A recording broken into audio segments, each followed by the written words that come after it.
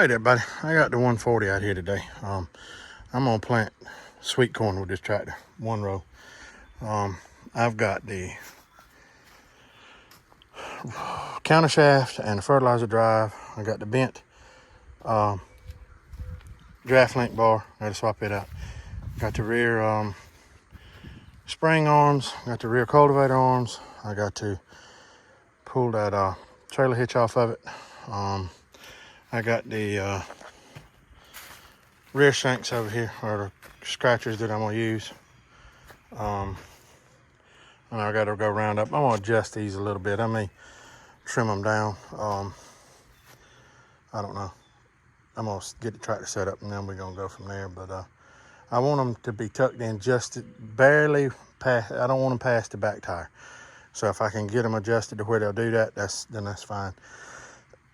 If I can't, then I'm gonna do something different. I got other options. So I'm gonna get this stuff set up on here. I gotta make a chain to run from the, as a matter of fact, on this one, I've not hooked this one up on this tractor since I had the 100 set up. So we're gonna get this set up, and I'll get it all on the tractor and I'll bring you back. I'm gonna have to make the chain. Like I said, the chains on this for this are on the 100. So I got 2 rows of new chain, so that's not gonna be a problem. But I'm not gonna bore you with putting this on. I think everybody's seen it a bunch of times. So we're gonna get it all mounted on here, and then I'll bring you back when I put the chain on. So we'll catch you on a few. All right, everybody, that's the counter shaft, the bent draft bar, fertilizer drive on here. I got the rear cultivator arms on. I just turned the shoe around, or the trailer hitch around. Basically, it's ready to go. Short of just putting the sweeps and the hillers on, we in business. Starting to look like a working tractor again. So, but we're gonna get this chain made real quick. Like I said, I gotta make 2 pieces of chain, and we're gonna get that lined up and set up there real quick, and we'll bring y'all back. Hey everybody, I got my chain right here. I need to break it right here. Joey was showing on his videos the other day where he had his. He was using his John Deere. I still got the original IH. Matter of fact, I think it was in the toolbox on my 444 when we got it. I think that's where this thing came from. But it's an original IH. Works pretty good. So we're gonna break this chain and get it on that fertilizer drive. So we'll bring that back. All right, everybody, there's one chain. And it's an utter pain in the behind, but it works. That's it.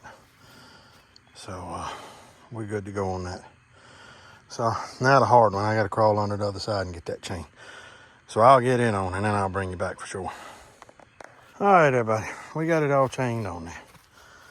Got that chain drive on. This drive unit, I remember now, this drive unit here sits back further than the traditional one over on the 100. The one on the 100 sits further forward and up, because this drive unit actually came off of a Super C. So that chain's shorter than the other one. We got the drive chain on. See if I can get you a picture of it. Yep, there's the drive chain, bracket and all that on. Let me take you over here and I'll show you the difference in this, the way this hopper sets up. Got junk everywhere, so you'll excuse the mess in this shed. But okay, if you can see how that hopper actually sits up, or that drive sits up and forward, and the chain is much longer. So you can actually run the planter with this hopper, with this setup on this tractor, the planter hopper. That setup I got over here, you can't put the planter hopper and drive on there with this hopper, with this drive unit for the fertilizer drive. I actually like this drive unit on this tractor better because the fertilizer sits back and lower, so you can see down in your hopper a lot better. We're gonna get the sweeps and shanks on it real quick, and I'll bring y'all back and this thing will be ready to roll. Short of just setting the planter up. So all I got to do really with it is just change the sprockets, and we should be good. But I'll bring you back in a few minutes once I get the disc healers on it, and we'll go from there. So we'll catch y'all in a minute. All right, everybody, we got it ready to plant. There's the planter's hooked up. I got to clean that hopper up. That thing's filthy. That's a new to me hopper. I got to clean the whole planter up. I'm gonna wash the whole tractor down before I plant it. I plant with it. Got the fertilizer tube on it. Got the healers on it. Ready to go. All I got to do is put a hopper on it, and we're good to go. Matter of fact, let me go get a hopper, and I'll be back in a minute. All right, everybody, she's all decked out. I cleaned that hopper up a little bit. That thing, it's just stained and faded out and from over the years.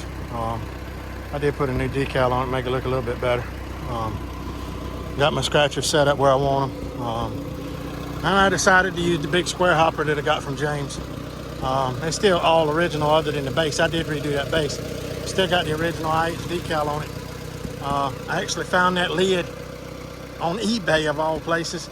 And I forgot what I paid for it. It wasn't much. I think Daddy bought that lid for me actually for my birthday. So, but she is ready to plant corn. Short of setting up the gears on that planter, I'm gonna change them a little bit because I'm gonna plant a little different corn this year. But like I said, she's all decked out and ready to roll. So we'll get y'all in the field here shortly. We're gonna plant some sweet corn, some blue claridge corn, and Boone County white corn. So, and then I still got a little bit more to plant with the 2-row planter. We're probably gonna plant about another 4 acres. Maybe 4 acres, 3-4 acres. So that'll put us right about 12 to 14 acres of field corn. So altogether, probably be about 15 acres of corn altogether this year, which is a gracious plenty for me. So, like I said, thank y'all for watching, and we'll catch y'all on the next one.